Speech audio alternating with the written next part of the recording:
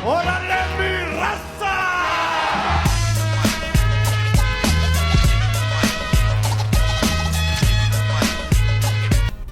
لما قلنا ان اللوتشا ليبري مش مجرد مصارعه؟ النهارده هنشوف ازاي الفن ده خرج من حدود المكسيك وتحول من هويه محليه الى اسلوب عالمي يغير شكل اللعبه كلها، من ايام السانتو اللي كان خلى القناع رمز وطني لحد الجيل اللي بعده اللي خلى القناع جواز سفر للعالم كله. النهارده هنكمل حكايتنا مع المصارعين اللي طيروا التراث على جناحاتهم والاتحادات اللي احتضنتهم والعائلات اللي فضلت تحارب عشان تفضل المدرسه المكسيكيه عايشه في كل حلبه. من تخوانا لطوكيو لمكسيكو سيتي لاورلاندو، لوتشا ليبري سابت بصمتها في كل زاويه من عالم المصارعه. استعدوا يا ابطال لان دلوقتي هنفتح فصل جديد من الاسطوره. انا كريم وده المكان اللي حكايات المصارعه ما تموتش فيه ابدا.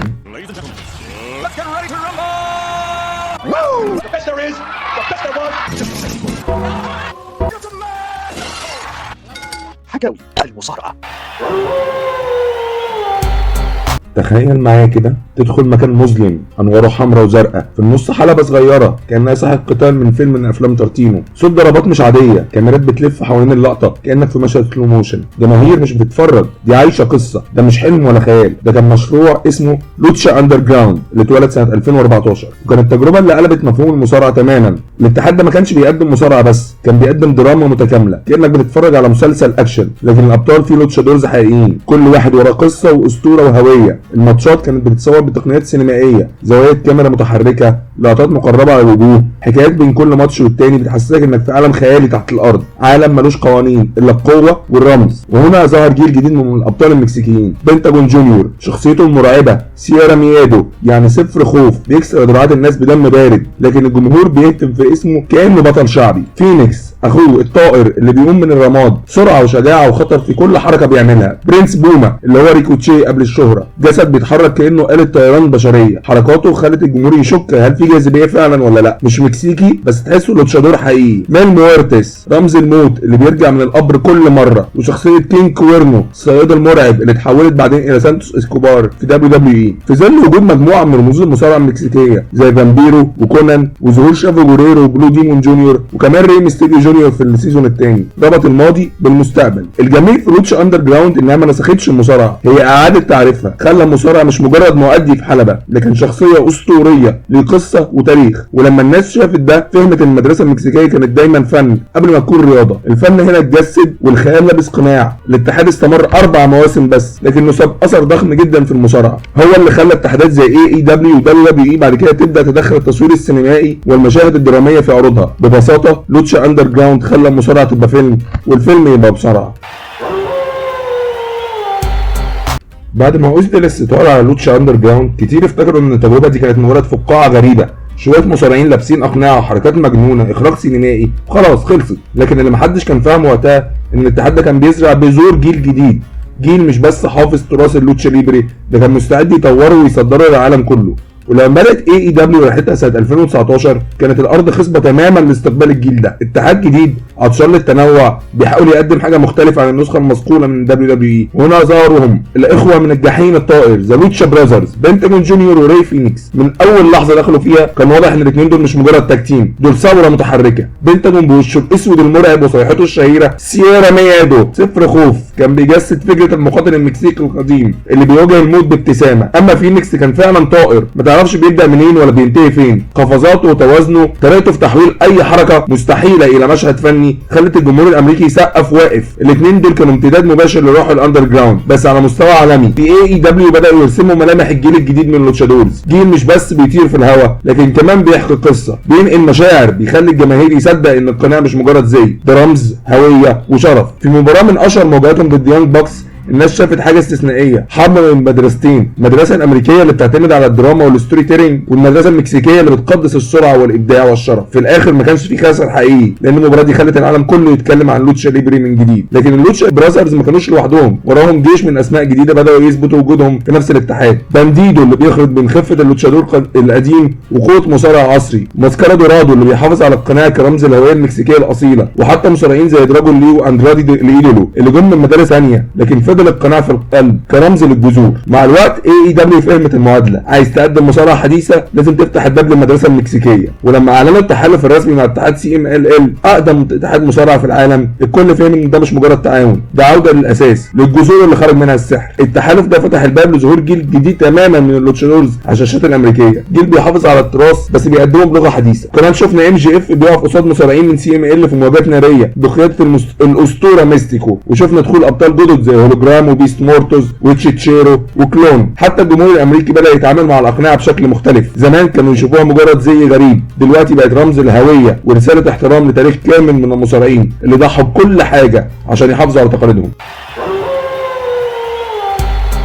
النهارده ما بقاش في مدرسه مصارعه في العالم الا تاثرت بالمكسيك. كل حركه طيران، كل قفزه دواره من فوق الحبال، كل فروج سبلاش، كل هوريكرانا، كل تيل طويل DDT، كلها بصمه مكسيكيه خالصه. زمان كانت المدارس الكلاسيكيه زي اليابانيه والامريكيه بتركز على الايقاع البطيء والدراما، لكن دخول اللوتشادورز قلب الدنيا. فجاه المصارعه بقت عرض اكروباتي ساحر، الجمهور بيشوف جسد الانسان بيطير ويتشقلب ويتلوى كانه فن راقص مش مجرد قتال. اثرهم ما وقفش عند الحركات، الستوري تيلينج نفسه اتغير، بقى في طابع بطولي وملحمي، في قدسيه للهويه زي ما شفنا حكايه السانتو وبلو ديمون. اللي بعدهم كمان ظهر ري ميستيريو اللي خلى العالم كله يعرف يعني ايه اندر دوج هيرو، صغير الحجم بس كبير في القلوب وكبير في التاثير كمان. ومن التاثير ده اتحولت اللوتشا ليبرا من مجرد ستايل محلي لمدرسه عالميه. شوف اليابان مثلا، هناك اتحادات زي دراجون جيت والDDT استلهمت اسلوب المكسيك وقدمت جيل جديد من الطيارين المجانين اللي خلطوا السلاله اليابانيه القديمه بالخيال المكسيكي الحديث. اما امريكا فكانت الساحه الاكبر اللي احتضنت كل ده، وهي اللي اظهرت اللوتشادورز الكبار للعالم كله. خد مثلا دومينيك ميستيريو، ابن الاسطوره اللي قلب القصه كلها، ابن البطل المكسيكي الطيب، بقى واحد من اكتر الشخصيات المكروهه في WWE. ده في حد ذاته انعكاس لروح المدرسه المكسيكيه اللي احنا متعودين دايما فيها صراع ابدي ما بين الوجه والقناع، بين الاصل والتمرد. دايما معتمدين على الاقنعه، بيظهر شخص جديد كانه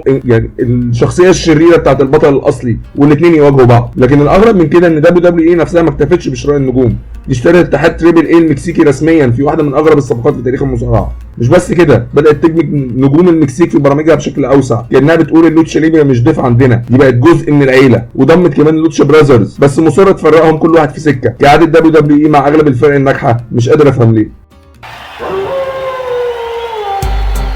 اللي يعرف اللوتشا ليبرا من بعيد ممكن يفتكرها مجرد بهلوانيات، بس اللي عاشها وشافها من جوه يعرف ان الكوميديا فيها فن اعمق من مجرد هزار. من اول يوم اللوتشا كانت للجماهير، عرض شعبي يلم الناس من كل الطبقات في مكان واحد. الجماهير دي عايزه تتسلى، تعيش الدراما وتضحك، عشان كده الكوميديا بقت جزء اصيل من نسيجها. من ايام سوبر بوركي براسو دي بلاتا اللي كان بيخلي الجمهور يصرخ من الضحك بحركاته الغريبه، لحد ماسكارا ساجرادا والماتيميتيكو اللي كانوا بيخلطوا المهاره بالتهريج الانيق. حتى لما تشوفه بيتشقلب وبيعمل الرولز وهو بيضحك او بيستفز الخصم باسلوب ساخر، تحس انهم مش بس بيقدموا مصارعه، بيقدموا مسرح حي على شكل معركه. الكوميديا هنا مش عبث، ده ذكاء مكسيكي اصيل، كل ضحكه وراها نقد اجتماعي بسيط او تهكم على السلطه او سخريه من الطبقات، زي ما كان بيعمل الشابلن كولورادو في الكوميديا الشعبيه في المكسيك. فجاه المصارع يتحول من بطل خارق لشخص عادي بيغلط ويتلخبط والجمهور يضحك، بس كمان بيتقرب منه اكتر. وفي الجيل الحديث كوميديا خدت شكل جديد على ايد مصارعين زي لاباراكا اللي كان بيجمع من الرعب والضحك بخطوه واحده. يدخل يرقص جوه الحلبه ببدلته العظميه الشهيره، تحول المشهد من نزال دموي لاحتفال شعبي يخلي الجمهور يرقص معاه. وظهر حاليا مستر ايجوانا اللي بقى محبوب الجماهير باسلوبه المجنون ومليان طاقه وضحك، بيتعامل مع حيوان الخيالي الايجوانا كانه شريك حقيقي في النزال، بيقدم مزيج من الاداء الكوميدي والحركات الخطيره اللي بتخلي الجمهور يعشق كل ظهور ليه. في الحقيقه المدرسه المكسيكيه فهمت حاجه عبقريه، الضحك مش ضد البطوله، الضحك جزء من البقاء. المصارع المكسيكي بيقاتل وبيضحك، بيغلط وبيفوز، بيفضل محبوب لانه في النهايه بيشبه الناس اللي في المدرجات. بس الكوميديا في عالم المصارعه المكسيكيه ما كانتش كلها هزار، كان في مفاجاه ثانيه، منها اتولدت فئه مختلفه تماما اسمها مصارعه الاقزام. الفكره بدات في الخمسينات لما العروض كانت بتدور على حاجه جديده تشد الجمهور، فقرروا يدخلوا مصارعين اكثر قامه، عندهم خفه حركه غير عاديه، بيقدموا ماتشات مليانه سرعه وشقلباظات وضحك في نفس الوقت. لكن مع الوقت الموضوع اتطور وبقى ليهم قسم كامل خاص اسمه مينيسترالز، يعني النجوم الصغيرين. الفرق هنا انهم مش دايما مصابين بالقزامه، بعضهم كانوا مجرد مصارعين قصار القامه بس عندهم اداء ناري بيولع الحلبه. اول نجم فعلا لمع في الفئه دي كان ماسكاريتا ساجرادا اللي هو المصغر بتاع ماسكارا ساجرادا، اللي قدر يخلي الجمهور يحترم الفئه دي مش بس كفقره مضحكه لكن كجزء حقيقي من المدرسه المكسيكيه نفسها. وبكده بقى عندنا عالم تاني جوه عالم اللوتشا ليبري، صغير في الحجم لكن ضخم في التاثير، لدرجه انه الهم العديد من النجوم المكسيكيين زي ري ميستيريو، جوفنتود جيريرا وسايكوزيس ان هم يقلدوهم ويعتمدوا الشقلباظات والحركات السريعه بتاعتهم. واصبح اللي يضحك الجمهور زمان بقى النهارده هو روح المصارعه الحديثه كلها.